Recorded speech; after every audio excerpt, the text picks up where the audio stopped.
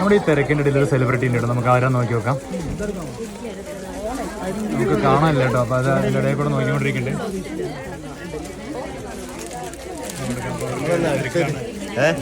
രശ്മി ചേച്ചി, ഹലോ, നമസ്കാരം.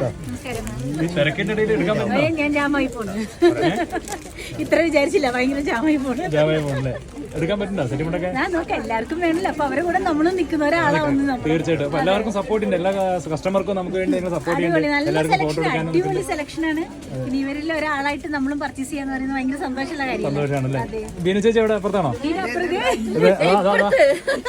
ചേച്ചി കേട്ടോ തിരക്കിന്റെ. ചേച്ചി എങ്ങനെയുണ്ട് കളക്ഷനൊക്കെ? ഇതാ ഒരു ലോകമല്ലേ, നിങ്ങൾക്ക് ഭയങ്കര സന്തോഷമൊന്നുമല്ലേ. സത്യം പറഞ്ഞ ഇവരിങ്ങനെ പറയുമ്പോഴും ഒരിക്കൽ പോലും ഇത്രയും ഞങ്ങൾ പ്രതീക്ഷിച്ചില്ല കേട്ടോ. സത്യം പറഞ്ഞ ഭയങ്കര കളക്ഷൻസ്, അപ്പൊ ഒരുപാട് കളക്ഷൻസ് ഞങ്ങൾക്ക് ഭയങ്കര ഹാപ്പിയായി. എന്തായാലും നമ്മളെ ഇഷ്ടപ്പെടുന്ന ആൾക്കാരല്ലേ, അവരോട് സെൽഫി ഒക്കെ എടുത്ത് നല്ല രസമായിട്ട്.